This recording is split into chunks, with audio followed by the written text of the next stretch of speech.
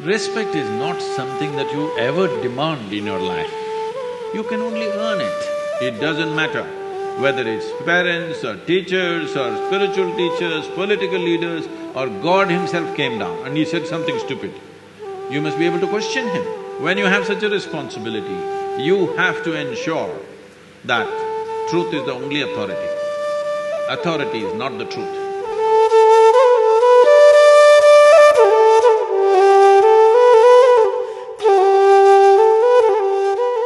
Sadhguru, how do you suggest that we appropriately question authority without being disrespectful towards them? Because from our very childhood, we've been taught to obey our elders because they know better and they are right. But they're only humans and it's possible that they are wrong or they make an error in judgment. So, do you think… So, I'm not talking just in context of parents. It could be political leaders, scientists, experts. May also. Spiritual leaders as well. How do we question them to look beyond their traditional paradigm? Just the way you're doing it right now. Without being disrespectful. I understand, but it is possible that they take it as challenging their authority. Respect is not something that you ever demand in your life. Please don't ever do such a vulgarity that you demand respect. You can only earn it. You cannot demand it. The moment you demand it, it becomes vulgar. Yes or no? So you stand one step higher than somebody and you demand respect. Or the only stupid thing that you did is you came here a few years earlier than someone else and you demand that I'm senior. It must be happening in the college also. 1 year senior I am, you better respect me. Just 1 year ahead I joined the college and now I'm senior, okay? So, this is an unfortunate reality that's well established in the world, that in the name of religion, in the name of authority, in the name of parenthood, in many different ways, we have been trying to establish authority is the truth. No, authority is not the truth. Truth is the only authority. This is why, youth and truth. Truth is the only authority. Nothing else is the authority. So if I ask a question, somebody freaks. See, if you ask a question, somebody freaks because they don't know the answer. Suppose you go, sit in an examination and look at the question paper, you don't know a damn thing, don't you freak? Just like that they're freaking, why don't you understand? Hello? So they gave you a question paper, you have no clue, do you freak or no? So they are also freaking. So you must understand and be a little compassionate. When you ask a question, somebody freaks means obviously they don't have an answer. So you must be compassionate, considerate because they're your seniors. They came ahead of you, but they are no better than you, so they're freaking a bit. Please make way for them a little bit, what to do? They've grown a little bigger than you.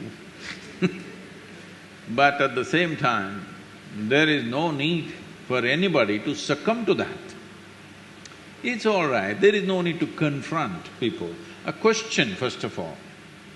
See, a question is a tool. A question is a tool to dig little deeper, isn't it? Hello? But somebody is asking a question to prove a point, that's not good. So don't ask a question to your parents or to somebody else just to prove your point. No, ask a question because it's a genuine question. So people were asking me, Sadhguru, what kind of questions can we ask, what can we not ask? I said, even the dumbest question you have, if it means something to you, it means something to me. If it doesn't mean anything to you, don't ask such stupid things because it doesn't mean a damn thing to me either. But if it means something to you, maybe it's a stupid question, somebody thinks it's a stupid question, but it means something to your life, it means a lot to me. So, please make sure your questions are genuine, whether you ask a parent or a political leader or a spiritual leader, it doesn't matter who the hell you ask a question. When you ask a question, you must understand the purpose of asking a question is to expand yourself from what you know to enter a territory where you do not know something. That's the idea of asking a question. But you ask a question to prove them stupid, then maybe they're getting mad. You are entering their territory now. But you have to make sure in your life, because your life is not just about your life. How you conduct your life will determine the nature of this world, isn't it so? When you have such a responsibility, you have to ensure that truth is the only authority. Authority is not the truth. It doesn't matter whether it's parents or teachers or spiritual teachers, political leaders, or God himself came down and he said something stupid. You must be able to question him. That is the nature of this culture. See, even when those entities which we considered divine came, in India all we did is ask questions, endless questions. When Shiva came, his wife Parvati freaks him with 1,000,000 questions. When Krishna came, Arjuna asked 1,000 questions, questions and questions and questions. I must tell you this. We were trekking in Tibet, a group of people, almost from 42 different countries. So an Indian man who settled in United States wanted to ask a question. I said, "You can ask questions." Immediately he raised his hand and he stood up. He asked a question which lasted over 8 minutes and it was going on. I said, "See, this is too long a question." Then I told the others, because they were all looking like this, because they're from different nations, they can't understand this question. I said, "See, this is a very Indian question." Question inside a question, inside a question, inside a question, inside a question. Indians are experts in this because they have 15,000 years of culture, they've crafted questions like this. It doesn't matter Shiva comes, Krishna comes, they want to bowl a googly to him. That's the whole intent. So I said, "See, this is an Indian question," and I tried to explain to them what is an Indian mind and why it asks such questions. So much of culture.